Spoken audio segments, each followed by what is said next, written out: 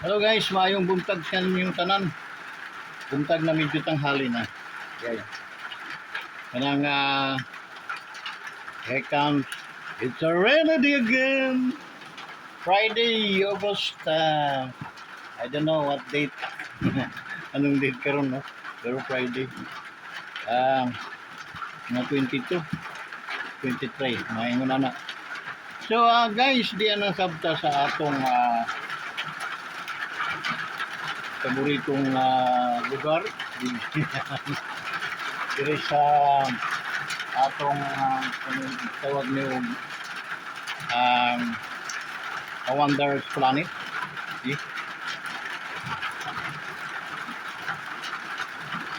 Katulong ko guys kasi nga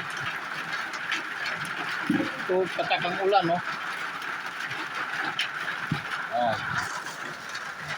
Lumapatak na naman ang ulan sa bubong ng bahay. Hindi ko na maiwasan ang mga nanabangay. So, ulan siya guys, no? So, yan. Karon guys, shout out sa atong mga ka-wanderers, no? Entire the world. Okay? Tibuok kalibutan ni guys. Marami na ang mga subscribers sa Wanderers, no? Daan-daan libo na. So, maraming salamat sa inyong sa 700,000 na. 697.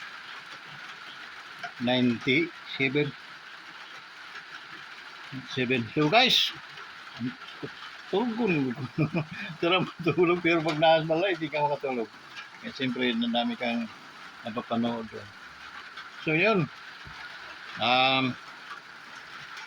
ingat-ingat mo no, magdala mo upayong once na nalabas kayo, no, para hindi kayo mabasa sa ulan. By the way guys, nakakaon ako, parang kamahaw unya, kasama na po ang tanghalian. Okay. So shout out kina Ninja Resim Suganiya, no, diha sa Rizal, sa Baras ba yan? May windmill. Kanya dyan sa Pinamamars sa United States, no? Maupay nga Gabidida Mars, no? Ito naman didihaton ha Laguna. Ang mga Almeida, bidahakuan, Mindanao. Okay. Shout out sa inyong lahat dyan. Hindi ko na kayo isa-isa yan dahil sa dami ninyong mga Almeida eh. Okay, pero hinaot ko na palagi mong ligtas, no? At in good health, no?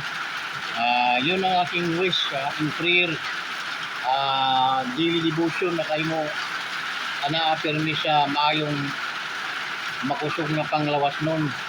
So shout out sa inyong tanan diha, no, sa Mindanao. Okay. Kina Pastor Tutoy na Mindanao sab, no, shout out sa iyo Pastor Tutoy. Okay. Go on lang, go on. Okay. Dito pa. Ngaritas Bisaya, Ngaritas Southern Leyte, no? Bato sa Bato. Shout out sa inyong tanan diha, mga kaigsunan, mga kaigagawan, mga pinsan tuhin kahin, no? Yung pagtungan niyo tanan diha. Shout out sa inyo guys. Hinaot ko na naamos maayong kabutangan nga layo ligtas sa mga kataladman. Mao na akong pakampo nakamupirmi ay healthy unya prosperity. So yun, asa pa man ta, dira na ta sa ating mga OFWDI. Okay, shout out sa inyong tanan diha, no? Mga OFW, ingat kayo palagi. Shout out sa inyong tanan. Okay, na ingat kayo palagi. Okay, and then di ka summer kinayaya piring aya um, ingat-ingat Jeremia, no? Kaya ang ulan-ulan, dahil iba na ang panahon karon. So, kumusta mo ya? Shout out nimo niya sa mga marita sa kuan. Kaya ka na mo kastos, no? Ang family, pala. Kumusta naman Sims sa inyong pag kuan sa live good? Eh, murag wa may resulta Sims. Okay. Makatulong unta na sa inyong pamilya ato di man ninyong trabaho di ay. So medyo nakatama na itong nag-finance nin sa inyo kung saan na daw di ko makakuhaan kay maulaw sa ko kahit kaibigan natin maulaw kung maging pinagpuri tayo na membership dahil nakamember ka sa Livegood lifetime na yung guys lifetime na yung membership mo sa Livegood pero ang subscription natin monthly yung lang ang napuputol sa inyo basta na nagbayad ka ulit ng binayaran mo yung monthly subscription mo na 560 rather ganon babalik na naman yung benefits mo sa mga may pag-asa ka na naman na kumita balang araw as long as na hindi ka nagsasubscribe wala kang benefits na kikita ka balang araw so yun lang dyan so if you share the goodness of Livegood also you can earn to 1,500 it is ano kang $25 I'm not mistaken 25 nga so equivalent yan sa 1,500 so yun no pagkakataon na yung kay ma'am sa asawa ni Mungka na nag-share sa mga teacher din mga kaibigan so sana nag-move yung inyong membership yun matutuwa yung apply mo kaya natin 3 months 4 months hindi ka naman nag-move so that's it okay lang yun ang pera nakikita lang yun pero yung tiwala ng taong nagtiwala sa atin siyempre nababawasan yung mga taong nagtitiwala sa atin yun lang ito pa kusog-kusog naman yung ulan ay nakuha nasa kanya nagbulad yung sapatos dito bumbong sa tirik ay nako Adidas na ba itong buwan ito na akong green yatag naman ito ni John alala ko naman yung aking palamangkin ay isa na mo dong yun ang yung angkol ma-monetize sa YouTube nga hanggang ngayon diligid ito hatag sa mga ginagmay mga panghatag dito sa mga nangihanganon lamira ba unta maghatag mga nangihanganon kay kita mo yung kanilang mga pangangailangan but of course ano naman ang gusto ng Lord hindi naman tayo makasupak Lord yun okay lang yun God's will okay in God's time maybe someday okay? So guys sa paman mas mga kuwang guys no sa mga atong mga friends sa Facebook guys no kindly subscribe to my YouTube channel okay Diyan sa Facebook, almost 5,000. Yeah, 1,000 na lang din ang akong ikinahanglan para ma-monetize. So, grabe man. Grabe man mo ka tigas ko na yung mga kasing-kasing. May bayad na ang pag-subscribe pero nahibulong ko. Ano mang di man ninyo maihatag na ako ng ang usa ninyo ka-subscribe. Na napaka-importante yon sa akin pero sa inyo wala lang naman yan eh. Mag-subscribe ka sa akin, wala lang yun sa inyo. Wala na mawawala sa iyo doon. Mag-likes ka sa mga video, mag-share, wala rin mawawala sa iyo doon. Ngunit magkakaroon tayo ng pagkakataon na ma-monetize dito sa YouTube. And then once na-monetize tayo, mag-umpisa tayong kumita. Pag kumita tayo, mag-umpisa na tayong makatulong to fulfill our mission. Yan ang fulfillment ng mission natin, to help to the poorest people, yung mga pinakamahirap, yung hindi na talaga nakakain rice a day. So, I don't know paano ako kakatok sa inyong mga puso, no? Para at least pakinggan nyo ako at maibigay niyo sa akin yung inyong mga subscribe. Okay? So, nakakahiya na palagi tayong nagbibig sa inyo, no? Nahihiya din ako. Ngunit, kaya tayo pumasok sa ganito para at least kumita. And then, without partnership sa inyo, mahirap din. So, kailangan ito, kapartner ko kayo. That's the reason why yung aking pasasalamat ay abot hanggang langit. Okay? Talagang from the very deepest of my heart, okay, ang aking mga papasalamat sa inyo. So doon sa mga nagtiwala, nag-subscribe, almost 700, less than 700, thank you so much guys, no? Hindi naman natutulog ang Diyos para hindi nakikita sa inyo. Hinihiling ko yun. That's the reason why na hindi naman natutulog ang Panginoon para at least kayo ay talikuran lamang, na kayo ay nakatulong sa isang taong nangangailangan. At ako rin makakatulong doon sa mga tao dahil sa inyo. So, kita niyo yung connection, yung connect na ano. Okay? So, dahil namimigay tayo, paro-parehas, magkakaroon tayo ng biyaya. Tingnan niyo yung magiging fruits noon. Kaysa nagagamit lang natin ang ating mga cellphone sa mga kalukuhan, walang saysay. You just give to me a one pag-subscribe. Okay? And then likes, and then share, and then comment below. That's the only things na kita tayo.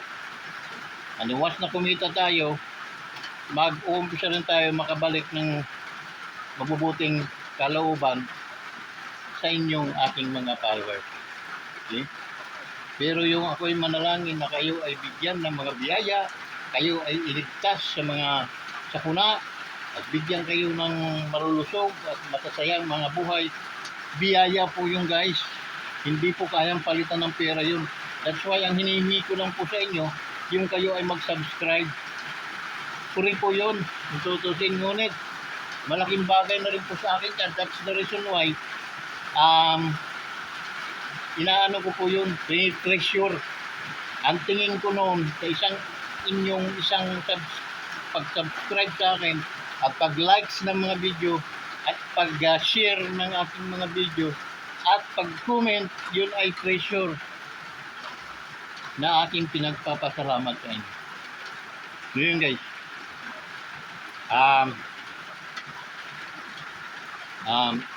Sana maunawaan niyo kung bakit may kasamang hinanakit yung aking mga pananalita. Kung kayo din naman nasa aking katayuan, wala naman akong masamang tinapay na kaya ako mag-vlog dahil ako ipapatay ng tao, ako yung manggagahas na ng mga ganun. Hindi naman yun. Ako yung nag-vlog dahil gusto kong tumulong dun sa mga nangangailangan at kapus nating mga kababayan. Okay? Maraming mga vloggers na namimigay Pero mas marami pa rin yung mga nag-aantay na mabigyan kaysa namimigay. That's why ako'y nag-a-urge po sa inyong mga puso kumakatok.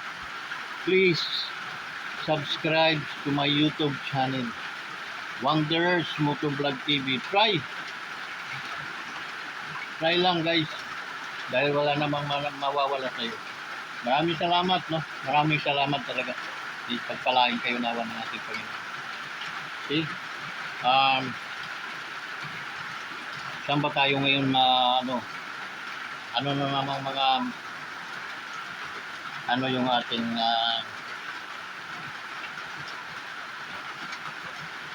babalasahin? Anong mga issues, no? Salpunan. Nagkakagunday-gunday ang kasi malapit na ang eleksyon 2025. Nagkakawindang-windang na mga politiko, yung mga politikong mga suwapang para mga buaya. Okay? Na tawag noon, nagwiwindang-windang na, kanya-kanya ng sira, okay? Kanya-kanyang paninira para at least makalamang sila sa kanilang kalaban. Okay? So wala namang guys, ang mga butante kaya nga 18 years old pataas para at least mayroon ng kaisipan, mayroon ng matalas na kaisipan. Nasa inyo po yung guys. Okay? Nakakasawa na rin po kayo ng panay tayo salita, panay tayong tawag nun, panay tayong habilin sa inyo na ibuton nyo yung mga tamang tao. Pero hindi, nasisilaw po tayo sa mga pinamimigay. Madali po tayong mauto.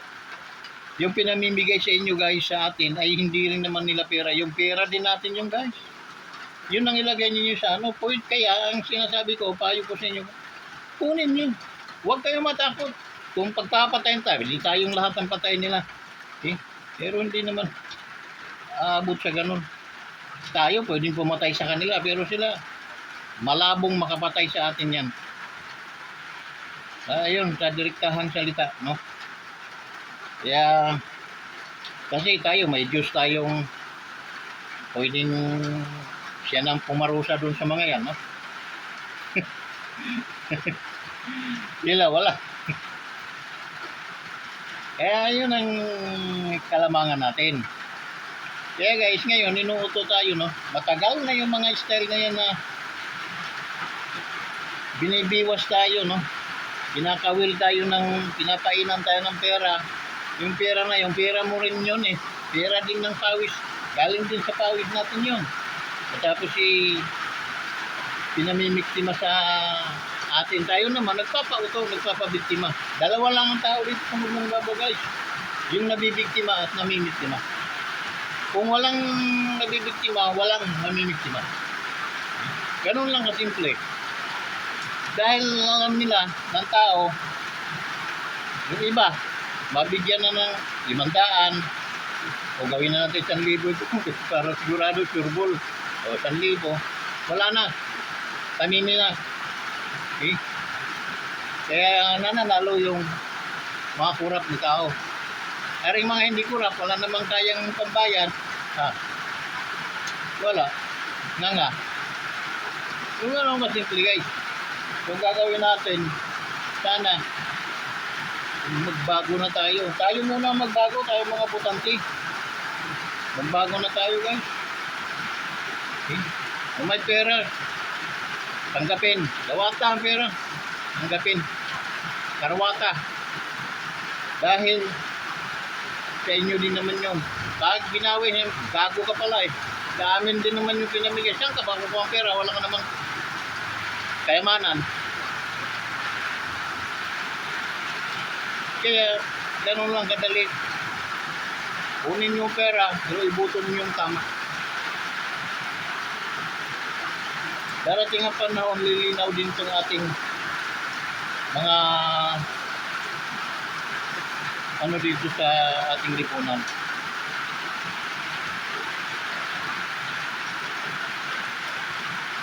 Nabasa na naman ng aking sapatos. Nakabilad yun sa bubong. Bubong ng tirik. Nabasa na naman ng aking sapatos. Napuno sa tubig na rin.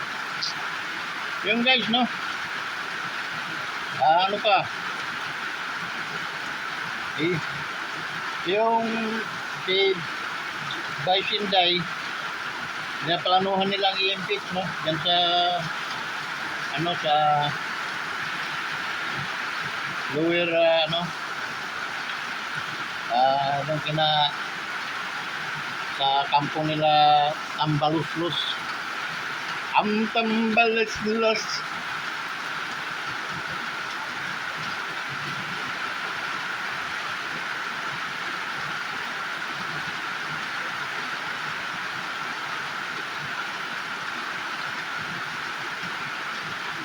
Malakas mamigay ang mga yan, pero hindi nila pera yan.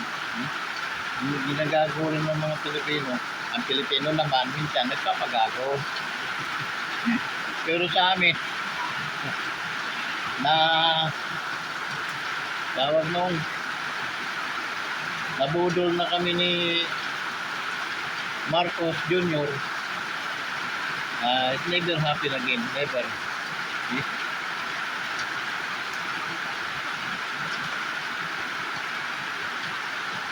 Kasi malinaw talaga.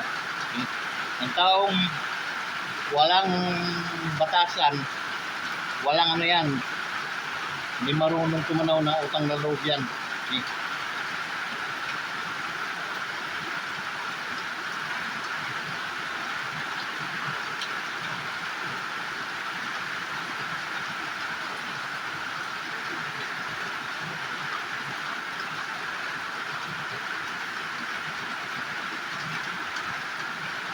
Ay nako, baha na ang aking tubo. Baha na.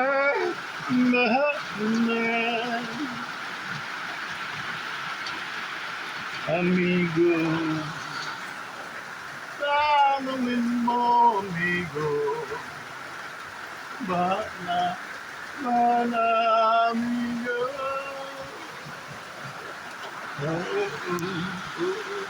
Tumatara 20 minutes na rain na, baha na agad. So, how much more kung maghapon? So, mga ilog, alsa. So, yun ang nangyayari. Doon sa amin guys, sa Samar, that was mga 80s, no? May laging na doon, 70s pa, 60s pa nga ata ang papa ko doon. Pioneering ang father ko. Punta niya doon, siyempre, start pa lang ng laging, bubulbot ng mga kalsada, gawa pa lang ng mga kalsada, yun.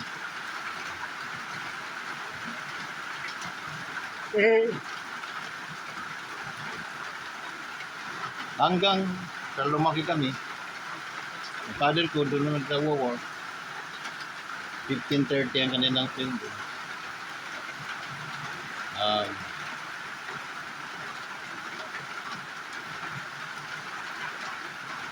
Mother ko naman, siya yung nagluluto doon sa pinaka-stop, yung may-ari, ay mga nasa opisina. Kaya nagluluto ng kain. Kaya mother ko napakasarap magluto ng ulam. Tataka nga ako doon.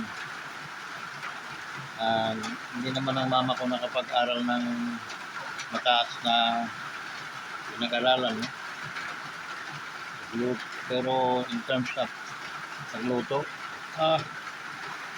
kaob palagi ang mga kutsara tinidor. Naalala ko lang, dahil siyempre, mother ko yun. Pag nagluluto ang mama ko dun sa may mga okasyon, nag-uuwi yun, mother ko yun. Agurita, gichado, talagang masarap. Yun. Yun pala, minsan namimiss mo ang mga magulang mo pag naalaala mo sila. Naalaala mo sila, halimbawa sa pagkain, magaling magluto yung mother ko. Eh, so yun. Pero hanggang alaala na lang tayo. Eh, yun nga. Kasi, inano na yan na ang darating ang panahon na ang anak mo ay hiwalay sa iyo dahil magpapamilya dyan. Okay? Papamilya din. At tulad ng ginawa ninyo. Ano lang yun, no? Parang dynamic lang yun, no? Umiikot ng umiikot. Ginawa mo, gagawin din ng anak mo yon. Hanggang sa yung ginawa na gagawin din ng anak nila. Okay? Hanggang sa tayo, namamatay na, nawawala naman, nagpapalit na ng mga tao. Kasi noong araw, kalakas, bata pa ako, akala ko hindi ko tatanda. Kaya pag naglalaro kami, kalaban namin yung mga yung may edad na, nagtatawanan na, syempre, ano ba, binasbat sa nakabulan ng takbuhan yan, eh. Ang mga dila noon ay hatak-hatak na. Paglampasan ng mga dila noon. Dahil kami, nagtatawanan lang. Okay? So, ganun ang, ano, mga nangyayari. Eh,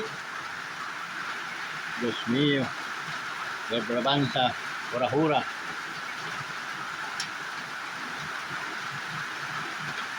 Eh, pagdating ng, ano,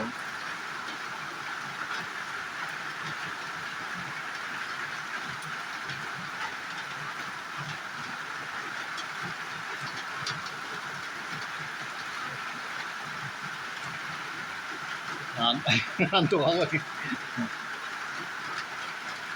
So yun, compare natin yung panahon noon, panahon ngayon. Wala naman ako nakikitang differences, no? Ang nakikita ko lang na pag, yung presyo, mga bilihin. No? So, ang bigas ngayon magkano na? 58, gano'n, no? Ang mga pangalan ng bigas nung araw ay sinanduming, yung mga gano'n, no? Mga mamahaling mga bigas, sinanduming, mga iba. Tapos, ngayon, isa na lang ang pangalan ng bigas. Okay? Pero napakamahal. Anong bigas? Marcos.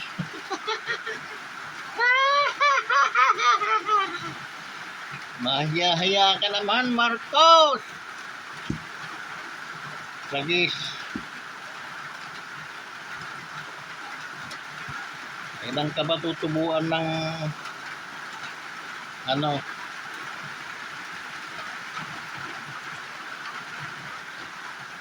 Pero hindi ko kailan na ganyan pala kakapal kung tinulungan natin. Hindi kahit sila mga taga Mindanao, no? Taga Davao, hindi nila alam kung na ganun pala kakapal ang mukha ng tinulungan ng mga Duterte. Okay? Naghihimahod sila sa problema dahil ang kanilang si Marcos Sr. sila kay ay naka ano sa ano lang yun, magkano yun per day ang nagagastos nila, no? Sa kanilang ano. So, parang iniligtas sila ni Digong, ni Pangulong Juan Duterte doon sa kanilang problema na hindi malibing-libing si Marcos sa libingan ng mga bayani. Eh, nang dumating si Digong sa Pilipinas, naging presidente, naging pinuno ng Pilipinas, pinalibing ni Digong yun. And then, pisting yawa ay ginanti. Ayun. Inaano pa? Tawag nun.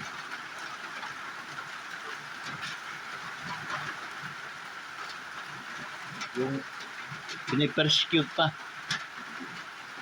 Si Pastor Kibuloy, ang kanyang programa, ginamit din yun para at least sa candidacy nito ni Marcos, Bongbong. Anong ginawa ni Bongbong Marcos? Kaya hindi rin ito, hindi ito maglalas, no? It's okay for a matter of 6 years, hindi naman mano yung 6 years, pero after that, sukang-suka na kahit sinong nasusuka sa bagmumukha. Okay? ay pinili niya yun. Yun ang kanyang destiny, no? Na maging buraot balang araw instead na maging maging buraot. Kasi ang mga tao diyan